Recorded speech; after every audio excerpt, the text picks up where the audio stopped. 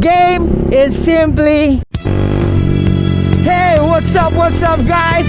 It's your boy, Suplado Moto.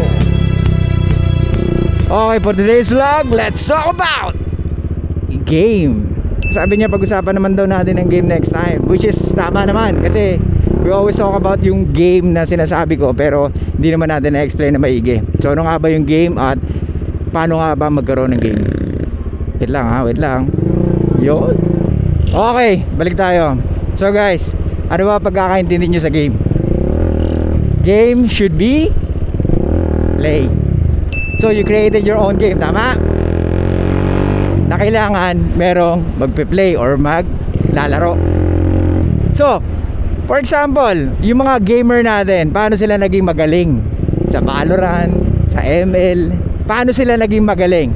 Because they keep on playing the game. And nakahanap sila ng matitinding technique, yung kung paano mas tataas or mas maging mabilis yung pag-level up. Kumbaga they spend a lot of time or more time para doon sa game na yon.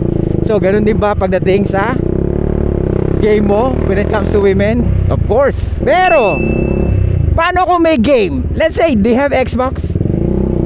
Alam mo yung game na yun, pero hindi mo naman nape-play. So you should be what? You should be a player. A good player, baby. How dare you? You need to be a player before you have the game. Kaya ka lahat ng any game na na-master mo or talagang kabisado mo, you can call it, it's my game. Game ko na to, Brad. Di mo ko kayang talunin dito because this is my F game. Kaya nga, pagdating sa building rapport, attraction, seduction, you need to play the game. Pero you cannot master the game if you never be a player. What? Oh. So I'm not saying player na pinaglalaro mo yung mga babae. Hindi ganoon, ha? Hindi ganoon. Pasimplihin natin. Game is arousing someone or arousing women. Ano yung sinasabi ko? Women they're always dictated by their emotions. So, you need to stimulate her emotions. Okay? Attraction and arousal are two different things. What? Always remember that. Ulitin ko. Attraction and arousal are two different things. She may be attracted to you, pero hindi ibig sabihin nun, she will be aroused with you.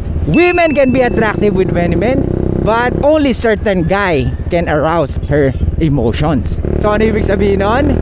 Pwede siyang attracted sa karamihan lalaki, pero isang lalaki lang yung pwedeng makapagpa-arouse ng kanyang emotion. Kaya dun papasok yung game. And you need to play the game. Kaya nga may sinasabi sila, don't hate the player, hate the game. Because that's the game. Women are attracted with bad guys, with unapologetic guy. Hindi ko talaga masabi yung unapologetic guy. Mas attracted sila sa ganun. Yun talagang may pagkakaki. Yun talagang wala siyang pakialam. Kumbaga he always say what's on his mind. Sa ganun na-attract ang mga kababaihan. Hindi sila na-attract sa mga super nice guys. But don't get me wrong, there are times na kailangan maging nice. Not all the time kaki ka. Pero dapat by default you are a kaki guy. How dare you? Or ikaw yung masabi natin na you live by your own rules. Gets? Hindi ka basta-basta na-influensya na ibang tao. Kasi mas naniniwala ka sa sarili mo at sa principles mo. So being confident and being cocky, unapologetic are some of the component of being a masculine guy. So game, ano ba ang pagkakaintindi nyo sa game? Game is simply seduction. What? Or seducing her or women. So dun magi-start ang lahat. Game is seduction or seducing women. Ano ibig sabihin doon? Ito ba yung dapat maseduce ko siya para maano ko siya sa bed, madala ko siya sa bed? No, it's not. How dare you? Seducing and seduction phase, ang ibig sabihin is you should know how to flirt and compliment at the same time and at the right time. Ano ibig sabihin nun? So, women always looking for the stimulation with their emotions. Kaya nga, they always go to date not because you are just cute. What?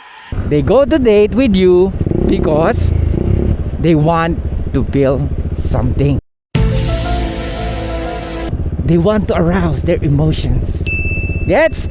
So, complimenting women is like saying or telling her that this is my reality and this might be your also reality. Complimenting her with her beautiful hair, maganda siya, cute siya, ganda ng smile niya, maganda yung skin niya, it's part of the seducing and it's part of your game. So, you need to compliment and flirt her. What? You need to compliment and flirt her at the right time and at the same time.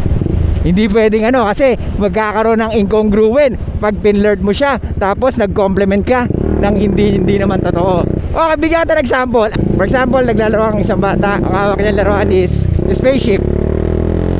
So, yung spaceship na yun lumilipad, pinalilipad niya. Kunyari, nagta-travel around the universe or around the planet.